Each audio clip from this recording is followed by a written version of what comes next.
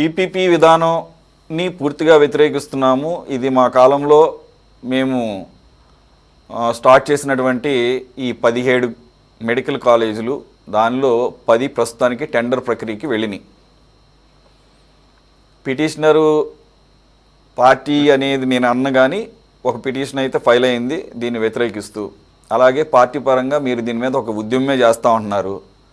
మరి సంతకాల సేకరణ అన్నారు ఈ నెల మొదట్లో, మరి ఎంతవరకు వచ్చిందో తెలియదు. సంతకాల సేకరణ ఒక ఉద్యమంలాగా చేస్తూ ఉన్నారు. పర్సనల్గా నేను కూడా ఇటువంటి హెల్త్ రిలేటెడ్ ఆస్పెక్ట్స్లో ప్రైవేట్ ఇన్వాల్వ్మెంట్ని నేను కూడా పర్సనల్గా అయితే ఇష్టపడను, నేను కూడా సపోర్ట్ చేయను. బట్ అక్కడ ప్రభుత్వం ఒక విధానపరమైన నిర్ణయం అంటోంది, కోర్టు ఏమో అది చట్టవిరుద్ధం కాదు కాబట్టి మేమేం చేయలేమంటోంది. మధ్యంతర ఉత్తర్వులు ఇవ్వడానికి కూడా, స్టే ఇవ్వడానికి టెండర్ ప్రక్రియ మీద కూడా నో అంటుంది. This is the second time high court set it's decision. Of course ఇంకా ఎంక్వైరీ నడుస్తోంది, దానికి సంబంధించి కౌంటర్ కూడా ఫైల్ చేయాలట, దానికేదో టైం ఇచ్చింది. కానీ it's very evident that high court can't do anything, can't interfere in ఈ అడ్మినిస్ట్రేటివ్ మ్యాటర్స్లో అనేది క్లారిటీ ఉంది. మరి ప్రభుత్వం ఏమో దీంట్లో ముందుకే వెళ్తా ఉంటుంది. ఇది కేంద్ర ప్రభుత్వం ఇచ్చినటువంటి సూచనలు కూడా, ఆ నీతి ఆయోగ్ కూడా దీనికి సిఫార్సు చేసింది. అనేక రాష్ట్రాల్లో ముందుకు వెళుతున్నారు. కర్ణాటకలో కూడా ఈ పార్టీ ఆ పార్టీ అని కాదు, ఎన్డీఏ లేనటువంటి ప్రభుత్వాలు కూడా దీన్ని ఫాలో అవుతున్నాయి. మరి మీరేమన్నా పునఃసమీక్షించుకుంటారా?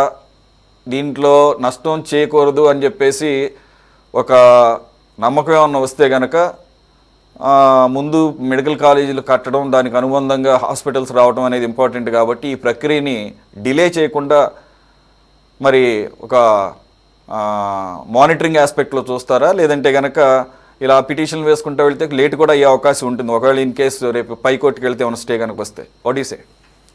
ఒకటి సురేష్ గారు, ఈ పీపీపీ విధానాన్ని వైఎస్ఆర్ కాంగ్రెస్ పార్టీ కానీ ప్రజలు కానీ, అంటే మీరు అన్నారు ఎంత అయిందని, నాకు దాదాపు 1 కోటి సంతకాల సేకరణ అంటే నాకు తెలిసి ఇప్పటికే 2 కోట్ల పైన అయినట్టుంది.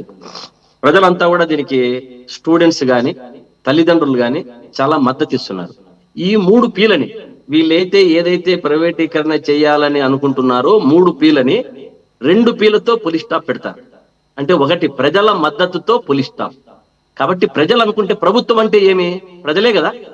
ప్రజలు ఎన్నుకుంటేనే ప్రభుత్వము. ప్రజా వ్యతిరేక విధానాలు చేస్తే ప్రజలు ఉప్పర మాదిరి పైకి వచ్చినారంటే ఎవ్వరూ నిలబడే ప్రసక్తి ఉండదు. ఈ యొక్క పీపీపీ విధానంలో వీళ్ళు ఇట్లే కంటిన్యూ అయినారంటే వీళ్ళ స్టాండ్, ప్రభుత్వం కూడా పతనం అవ్వడం ఖాయం, దాంట్లో ఏ డౌట్ లేదు. ఎందుకంటే ప్రజలంతా ఆ దీంట్లో ఉన్నారు. ఇప్పుడు మనం అనుకుంటున్నాం అంతా కూడా ఈ పీపీపీ విధానం వల్ల ఎస్టీ, ఎస్సీ, బీసీ వాళ్ళకు చాలా నష్టం జరిగే విధానం. అంటే గవర్నమెంట్ హాస్పిటల్ జరిగితే ఈ యొక్క ఉద్యోగాలు కానీ ఏదైనా కానీ 50% ఎస్టీ, ఎస్సీ, బీసీలకు వస్తాయి. అదే ప్రైవేటీకరణకి వెళ్ళిపోతే ఈ ఉద్యోగాలు వస్తాయా? కాబట్టి ఇది బాగా నాటుకొని పోయింది. ఎస్టీ, ఎస్సీ, బీసీల్లో మనమల్ని అన్యాయం చేస్తుంది ప్రభుత్వం, కూట ప్రభుత్వం. చెప్పినది ఒకటి, వీరు చేసినది ఒకటి. మనము సరి అయిన టైంలో వీరు కరెక్ట్ గా బుద్ధి చెప్పాలా అనే ఒక ఆశయంతో ప్రజలందరూ ఉన్నారు. కాకపోతే ఈ పీపీపీ విధానాన్ని ప్రతి ఒక్కరూ ప్రజలు కూడా వ్యతిరేకిస్తున్నారు. ఈ విధానం కొనసాగదు. ఎటువంటి పరిస్థితుల్లో జగన్మోహన్ రెడ్డి గారు కూడా చెప్పారు.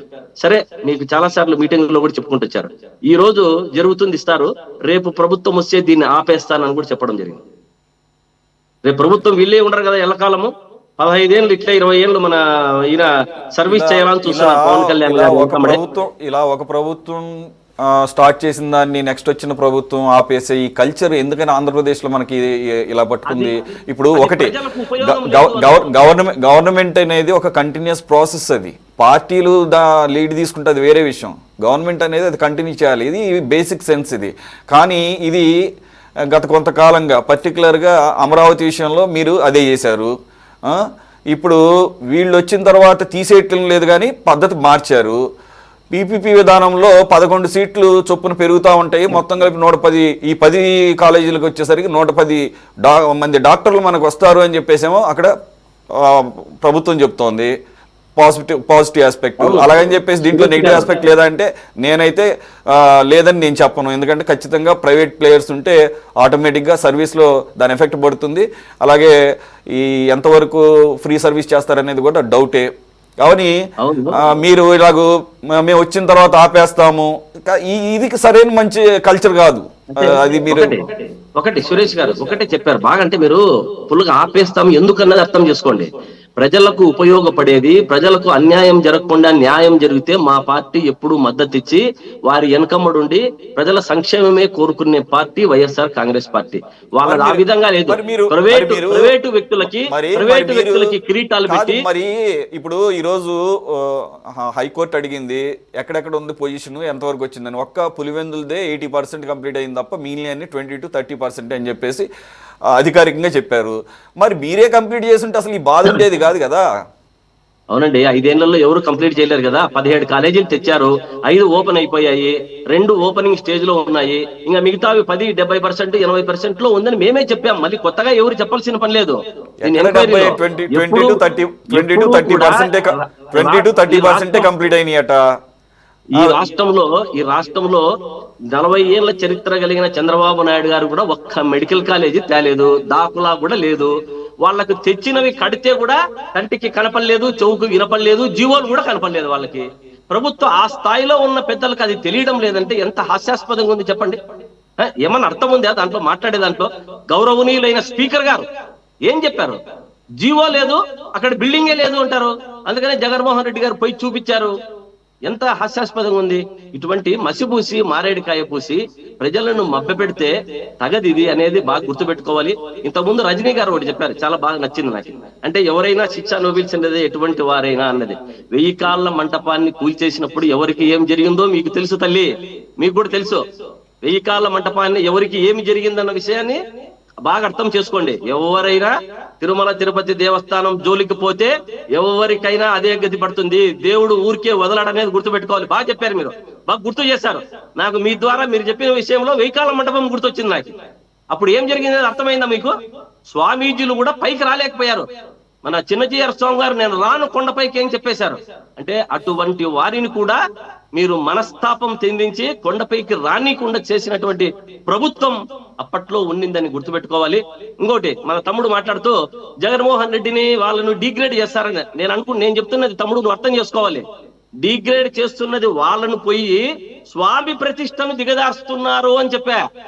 ఎవరిని చేసినా మీరు ఎన్ని చేసినా మాకేం నష్టం లేదు, మమ్మల్ని డిగ్రేడ్ చేసినా నష్టం లేదు, ఎవరిని డిగ్రేడ్ చేసినా నష్టం లేదు.